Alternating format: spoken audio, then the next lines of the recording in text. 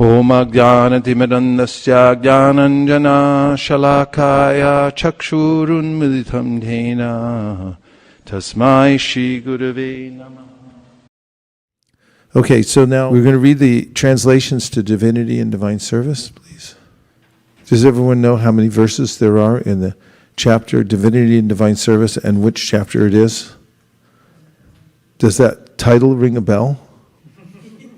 Divinity and Divine Service? It's a nice chapter title, isn't it? Yes. How many verses are here? 34. Okay. So we're going to read the translations instead of the Sanskrit, if that's all right with all of you. Are you all up for this? Yes. Okay.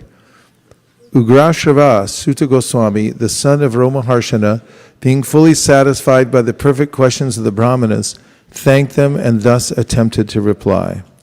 Srila Sutta Goswami said, "Let me offer my respectful obeisances unto that great sage Shukadeva Goswami, who can enter the hearts of all. When he went away to take up the renounced order of life, sannyas, leaving home without undergoing reformation by the sacred thread or the ceremonies observed by the higher castes, his father Vyasadeva, fearing separation from him, cried out, 'O my son!' Indeed, only the trees which were absorbed in the same feelings of separation echoed in response to the bereaved father. Let me offer my respectful obeisances unto him, Shuka, the spiritual master of all sages, the son of Vyasadeva, who, out of his great compassion for those gross materialists who struggle to cross over the darkest regions of material existence, spoke this most confidential supplement to the cream of Vedic knowledge, after having personally assimilated it by experience. Before reciting the Srimad Bhagavatam, which is the very means of conquest, one should offer respectful obeisances unto the personality of Godhead Narayan, unto Narayan Rishi, the supermost human being, and unto Mother Saraswati, the goddess of learning, and unto Srila Vyasadeva, the author. O sages, I have been justly questioned by you. Your questions are worthy because they relate to Lord Krishna and so are of relevance to the world's welfare. Only questions of this sort are capable of completely satisfying the self. The supreme occupation, dharma, for all humanity is that by which men can attain to loving devotional service unto the transcendent Lord. Such devotional service must be unmotivated and uninterrupted to completely satisfy the self.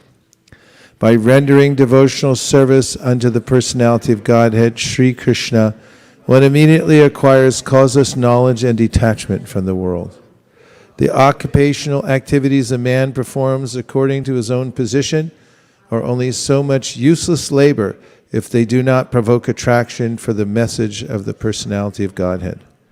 All occupational engagements are certainly meant for ultimate liberation.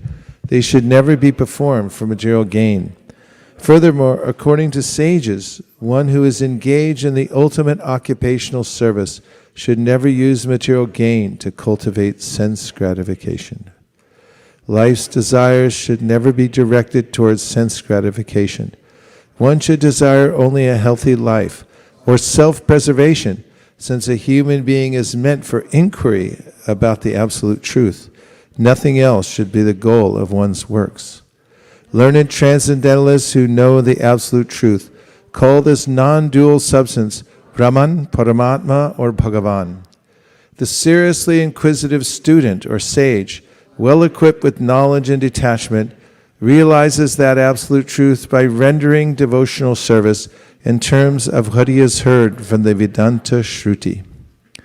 O best of the twice born, it is therefore concluded that the highest perfection one can achieve by discharging the duties prescribed for one's own occupation, according to caste divisions and orders of life, is to please the personality of Godhead.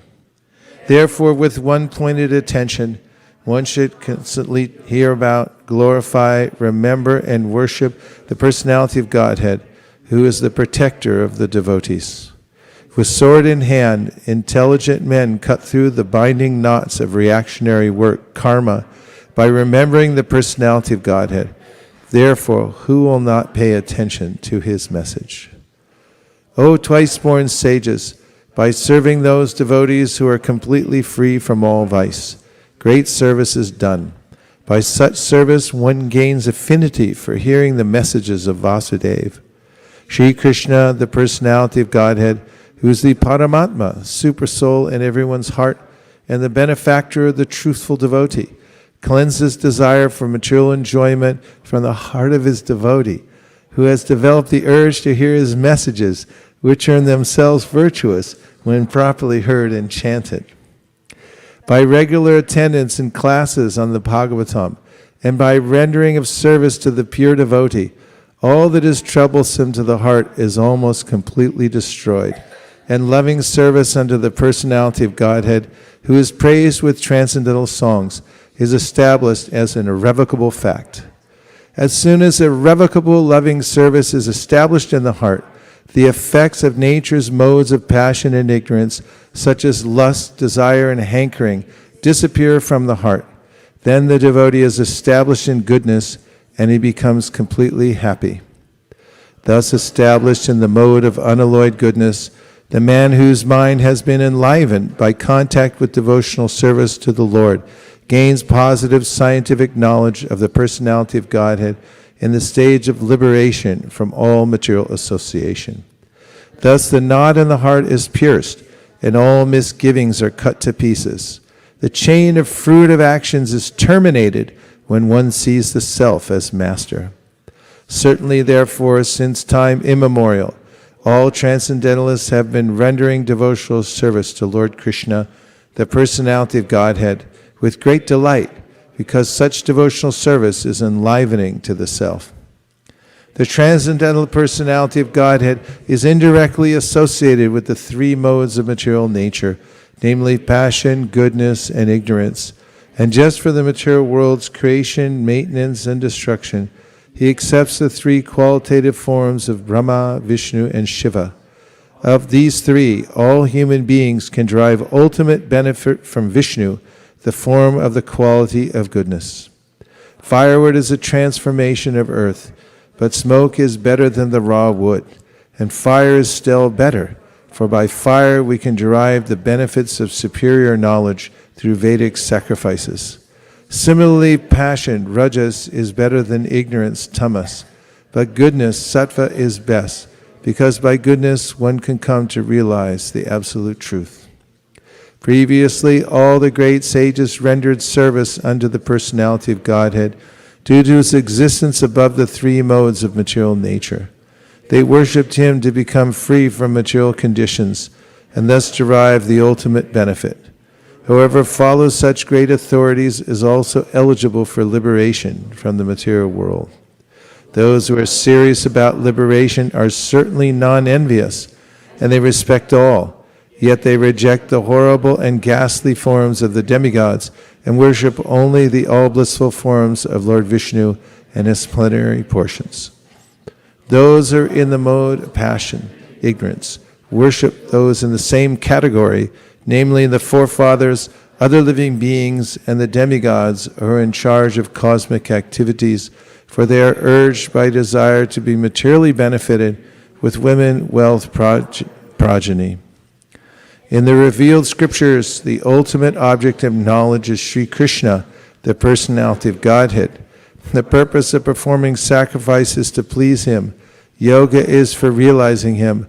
All fruitive activities are ultimately rewarded by him only. He is supreme knowledge, and all severe austerities are performed to know him. Religion, dharma, is rendering loving service unto him. He is the supreme goal of life. In the beginning of the material creation, the absolute personality of Godhead, Vasudeva, in his transcendental position, created the energies of cause and effect by his own internal energy. After creating the material substance, the Lord, Vasudeva, expands himself and enters into it.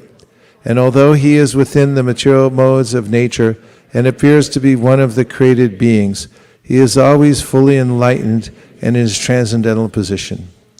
The Lord, as Supersoul, pervades all things, just as fire permeates wood, and so he appears to be of many varieties, though he is the absolute one without a second. The Supersoul enters into the bodies of the created beings who are influenced by the modes of material nature and causes them to enjoy the effects of these modes by the subtle mind. Thus, the Lord of the universes maintains all planets inhabited by demigods, men, and lower animals.